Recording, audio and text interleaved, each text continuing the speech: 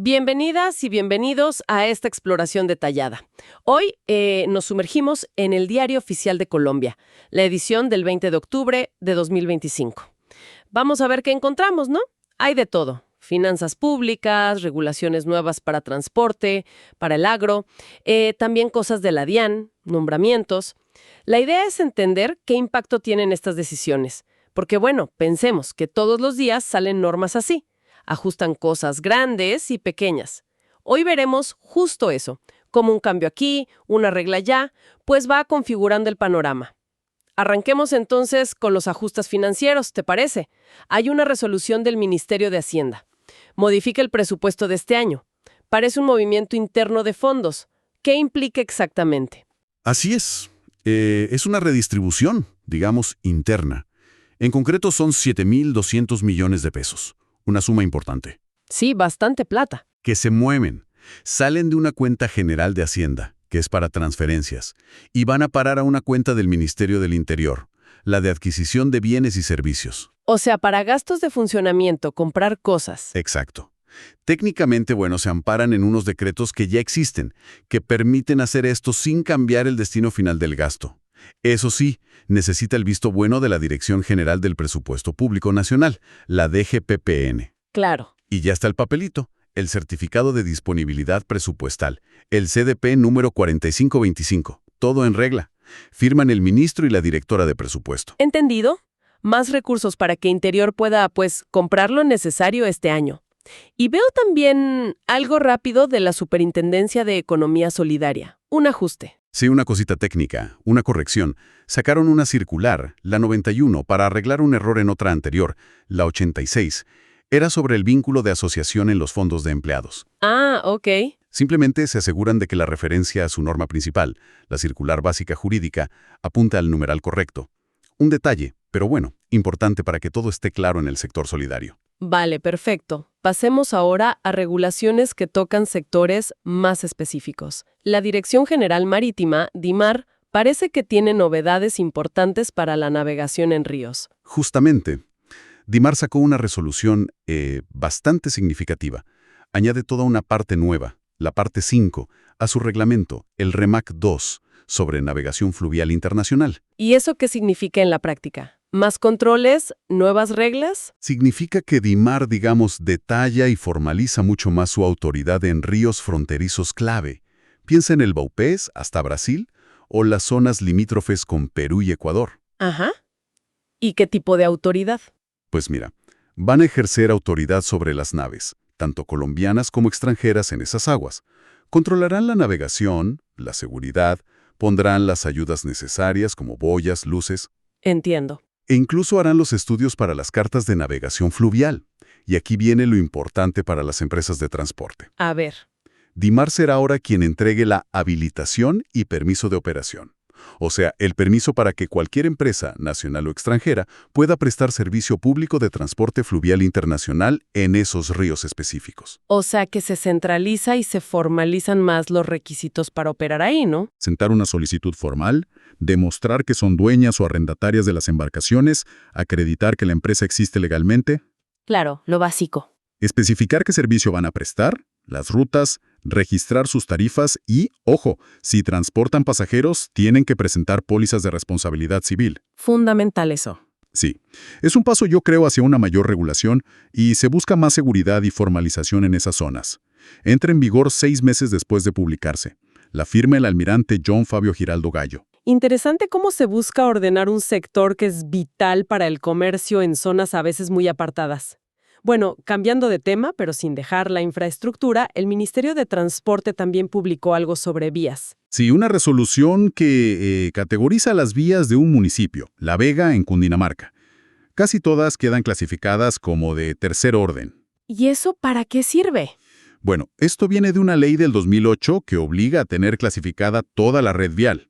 Es sobre todo una herramienta de planeación, para que el municipio y la nación sepan qué tipo de vía es y cómo gestionarla.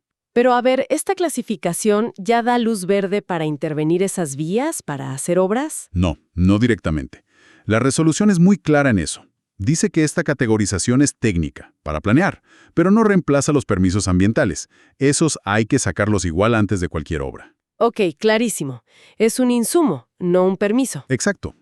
Y además recuerda que los municipios tienen plazo extendido hasta julio de 2027 para entregar toda esta información de sus vías. Vale. Ahora metámonos en el sector agropecuario. Veo aquí una modificación que parece tener un componente social y de derechos bastante fuerte. Así es. Fíjate, el Ministerio de Agricultura modificó unas normas anteriores sobre cómo se planifica el uso del suelo rural para la agricultura y la ganadería. El cambio clave es alinear esa planificación con dos cosas muy importantes que han pasado recientemente. ¿Cuáles? Primero, el reconocimiento que hizo la Constitución, vía acto legislativo en 2023, del campesinado como sujeto de especial protección. Y segundo, el énfasis en el derecho humano a la alimentación, que es uno de los ejes del Plan Nacional de Desarrollo actual, Colombia Potencia Mundial de la Vida. Entiendo. ¿Y cómo se refleja eso en la planificación del territorio? ¿Qué cambia en la práctica? Pues que ahora, al hacer esos planes de uso del suelo, se deben incluir objetivos muy explícitos. Por ejemplo, garantizar que se incorpore la reforma agraria. Ajá. Proteger y promover activamente la agricultura campesina, familiar y comunitaria, la que llaman ACFC. Y también fomentar la soberanía y la seguridad alimentaria. Es como un reenfoque, ¿sabes? Sí, darle más peso a esa agricultura más local, más campesina. Exacto. Y hay un punto muy importante que aclaran. Cualquier definición o zonificación que hagan estos planes no puede usarse para limitar o desconocer los derechos de propiedad, posesión o tenencia de la tierra que ya existan. Es una especie de blindaje para los campesinos y productores. Una modificación normativa relevante, sin duda, buscando fortalecer la producción local de alimentos. Y siguiendo la línea ambiental, también hay reglas nuevas sobre siembra de árboles. Sí, se reglamenta una ley del 2021, la 2173. Esa ley promovía crear áreas de vida y sembrar árboles. Ahora el Ministerio de Ambiente, con esta resolución, la 1491, pone las reglas del juego. ¿Qué define exactamente? Pues define qué son esas áreas de vida. Básicamente son zonas que los municipios identifican y destinan para restauración ecológica. Y también explica cómo los dueños de fincas privadas pueden, digamos, postular sus terrenos para este fin. Y veo que menciona a las empresas. ¿Qué papel juegan ellas? Ese es un punto central. Las medianas y grandes empresas ahora tienen una obligación nueva. Tienen que mirar un listado oficial de estas áreas de vida disponibles. ¿Dónde se consulta eso? Estará en el portal de datos abiertos del sector ambiente y también en las páginas web de los municipios. Entonces, consultan el listado, elaboran un programa de siembra que debe ser parte de un plan de restauración más completo y necesitan que la autoridad ambiental regional se lo apruebe. O sea, una corresponsabilidad del sector privado en la restauración. Exacto. Es una forma de vincularlos a las metas ambientales del país. Suena a un compromiso importante. ¿Y hay algún tipo de incentivo más allá de cumplir la norma? Sí, la resolución crea dos certificados, que son gratuitos. Uno es el Siembra Vida Empresarial, para las compañías que cumplan.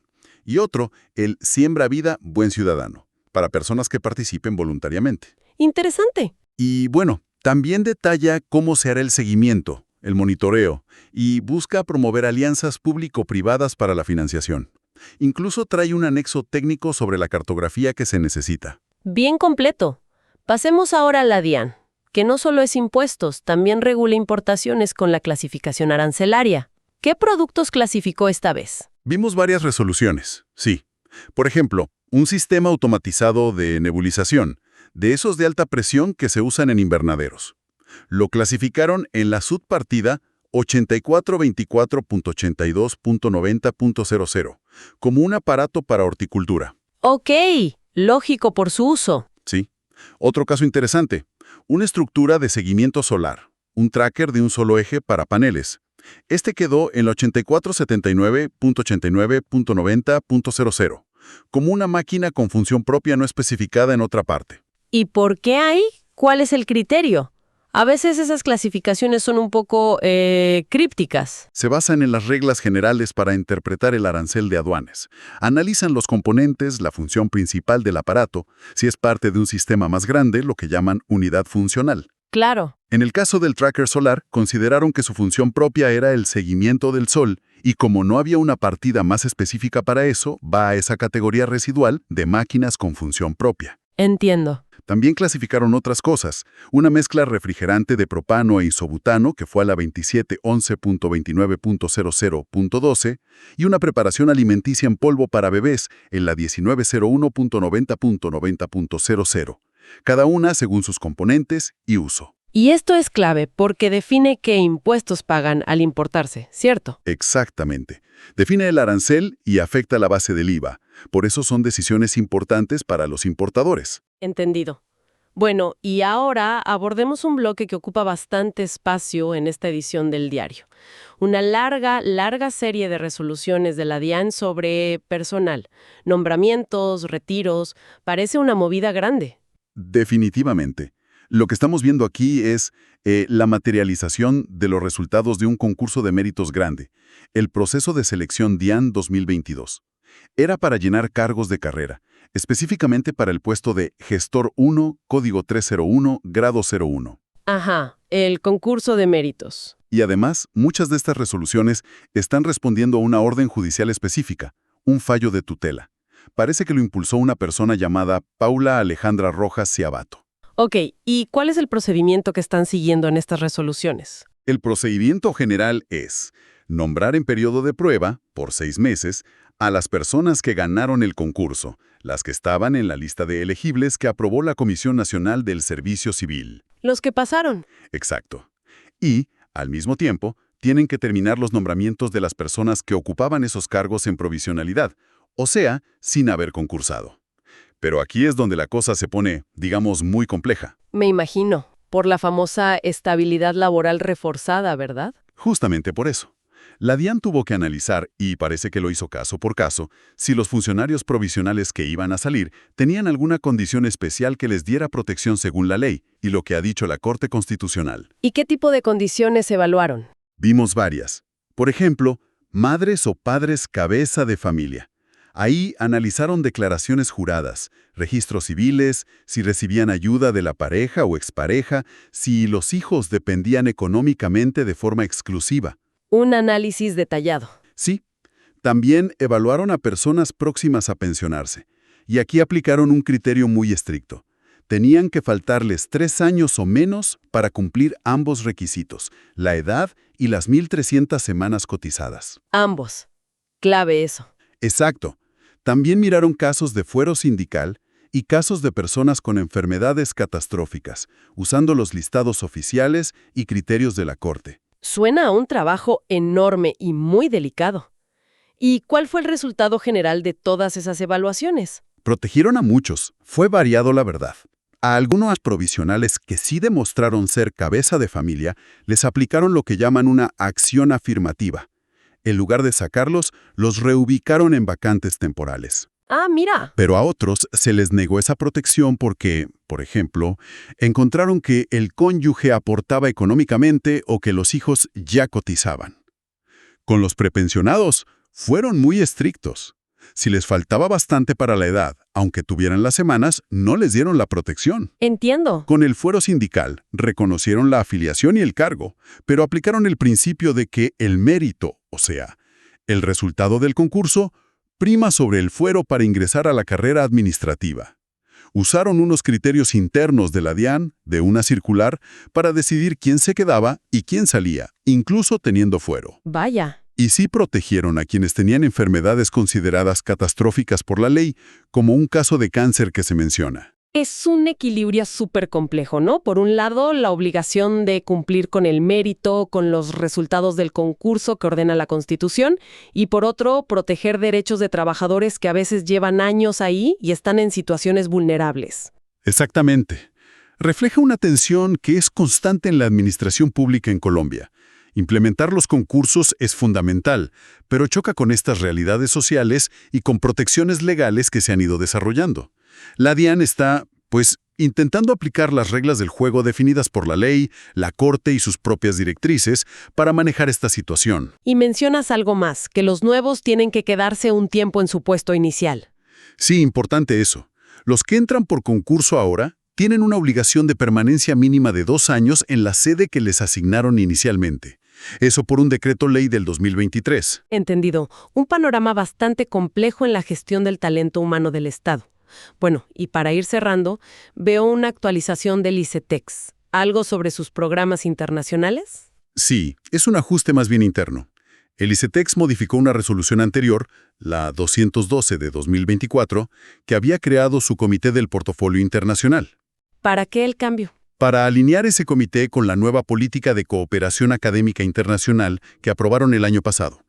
Básicamente, lo que hacen es ajustar la lista de programas que este comité supervisa directamente. ¿Cómo cuáles? Programas como Jóvenes Talentos, Beca Colombia para extranjeros, los de la Alianza del Pacífico, Expertos Internacionales, programas que tienen con otros países o cofinanciados. Y también refinan un poco las funciones del comité. Aprobar quiénes son seleccionados, decidir sobre condonaciones en casos muy especiales, renovaciones, tiquetes aéreos, y las de su Secretaría Técnica. Es, digamos, adaptar su estructura para gestionar mejor esas becas y la cooperación internacional. Vale, una reorganización interna para ser más eficientes. Bien, pues hemos recorrido bastante hoy, desde movimientos de plata en Hacienda, nuevas reglas para ríos y carreteras. Sí, pasando por cambios importantes en cómo se piensa el agro y el medio ambiente, con esto del campesinado y las áreas de vida. Las clasificaciones técnicas de la DIAN, que siempre tienen su intríngulis, y sobre todo esa compleja realidad de los nombramientos por mérito y la protección laboral en la misma DIAN. Y terminando con estos ajustes en la cooperación educativa del ICETEX. Exacto. Al final, lo que vemos es como una foto del Estado en acción, ¿no? Regulando, ajustando presupuestos, tratando de implementar políticas públicas con nuevos enfoques. Y gestionando a su gente, su talento humano, en medio de esa tensión entre el mérito que exige la norma y la protección social que también es necesaria. Cada resolución, por técnica que parezca, pues tiene un impacto real en algún sector, en la ciudadanía. Y justamente esa complejidad, ese volumen de normas tan detalladas que vimos hoy, desde cómo operar un bote en un río hasta cómo definir si alguien es prepensionable en la DIAN, nos deja una reflexión final. Y es, ¿qué más podrían hacer las entidades públicas para comunicar todas estas reglas de forma más clara, más accesible, Es una buena pregunta. para que tanto la gente como las empresas puedan entenderlas y aplicarlas mejor, ¿no? Más allá de solo publicarlas en el diario oficial, que a veces es, bueno, bastante denso. En fin, gracias por acompañarnos en este análisis a fondo.